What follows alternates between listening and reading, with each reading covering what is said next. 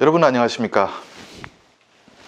오늘 시간에는 김정은의 성격을 알 수 있는 재미있는 일화 하나를 전해드리도록 하겠습니다.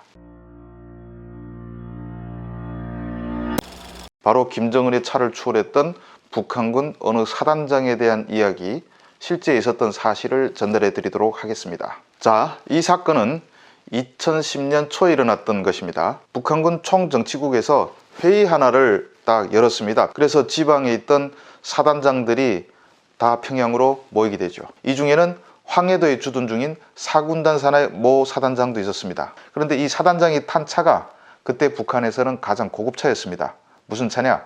팔라딘이었습니다. 팔라딘은 일본 닛산이 중국하고 합작을 해가지고 정저우 닛산이라는 공장을 세우고 생산하기 시작한 겁니다. 2007년 김정일이가 300여 대를 들여와가지고 북한군 사단장과 사단 정치위원들에게 선물로 주었습니다. 평양시 딱 초입에 들어오게 되면 조국통일 3대 헌장 기념탑이라는 게 있습니다.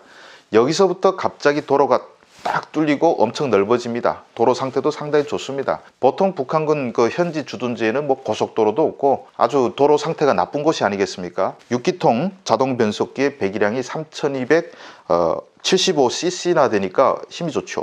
여기만 맨날 다니다가 갑자기 이렇게 넓고 차도 없는 이런 좋은 도로를 만나니까 한껏 신이 났죠. 밤이니까 잘 안 보이는데 앞에 차가 나타나면 추월하고 그냥 팍 달립니다. 그런데 어느 차를 하나 딱 추월해서 가는데 이 차가 갑자기 팔라딘 앞을 다시 추월해가지고 쭉 가다가 탁 서는 거예요.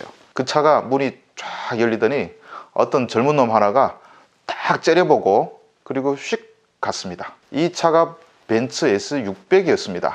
북한에 이런 차는 없죠. 그러니까 이 차를 탄 사람의 신분 정도는 추정할 수 있지 않겠습니까?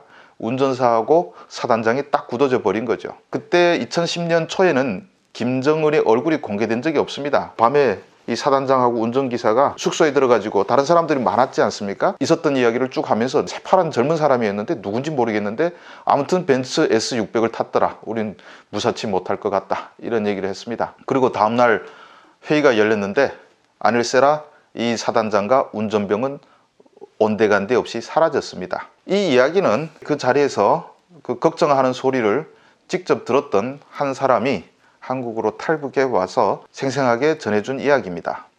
자, 차에 얽힌 김정은 일화가 또 있습니다. 평양에서 원산으로 가려면 마식령이라는 높다란 산을 넘어야 됩니다. 평양 원산 고속도로가 개통되면서 마식령 밑에 터널을 뚫었는데 이 터널이 북한에서는 제일 긴 터널입니다. 길이가 4km인데 좁은 데다가 늘 정전이라 환기, 배기 장치도 제대로 가동되지 않아서 항상 굴 앞은 그냥 새까맣게 매연가스로 뒤덮여 있습니다. 상당히 상태가 안 좋은 터널인데 이 터널로 북한군 트럭이 한 대가 느릿느릿 이렇게 가는 겁니다. 그런데 북한 차라는 게 북한 자체에서 만든 트럭이다 보니까 그저 매연가스가 새까맣게 나옵니다. 추월하려고 하니까 이놈이 또 길을 가로막고 있는 겁니다. 그래서 김정은이가 경적을 빵빵 울렸습니다. 당시 군대 차량은 북한의 교통안전원들도 못 잡았고 헌병들도 웬만하면 교통질서 지키는 건 무시하던 때입니다. 근데 운전기사가 이렇게 쑥 뒤돌아보니까 매연 때문에 아마 정확하긴 잘 모르겠지만 승용차가 따라오는 거 아니겠습니까? 아니 감히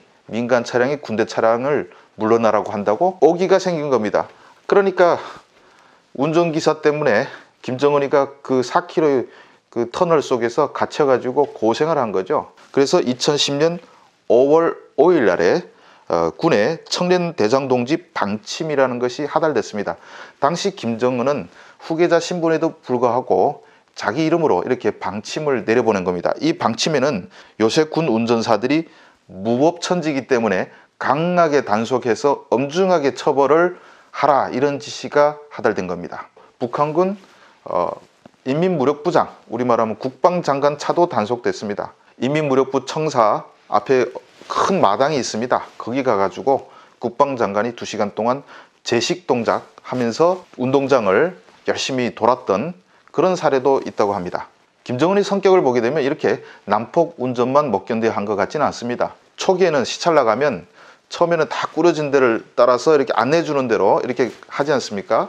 그런데 갑자기 쑥 벗어나 가지고 청사 뒤에 딱 가보고는 무슨 담배꽁초가 이렇게 많냐 이렇게 벼락같이 화를 내면 군 장성들이 몽땅 달려내려와서 빗자루로 청소하기도 하고 이런 일화도 있다고 합니다. 2012년 5월에 김정은이가 망경대 유회장 가가지고 잡초가 났다고 직접 뽑으면서 간부들을 질책하는 장면이 한국 언론에 최초로 보도됐는데 그것이 우연히 나온 성격은 아니었던 것입니다. 이런 일화를 통해서 판단해 보건대 김정은의 성격은 자기가 무시당하는 것을 참지 못하고 더러운 걸 참지 못하는 그런 성격으로 추정이 됩니다. 북한을 압박하면 압박할수록 김정은이가 핵실험과 미사일 실험에 매달리는 이유도 어쩌면 자신이 무시당한 것을 참지 못하는 그런 성격 탓이 크다고 분석할 수 있을 것 같습니다. 국내에서는 지 맘대로 할 수 있는 그런 것과는 달리 김정은은 국제사회에서는 왕따니까 정말 무시당해도 어쩔 수 없는 경우가 많겠죠.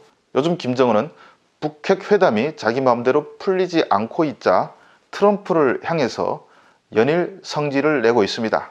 그런데 김정은의 이런 성질 과연 미국한테는 잘 통할 수 있을까요? 김정은의 성격의 한 단면을 보여주는 오늘 일화 여기서 마치도록 하겠습니다. 감사합니다.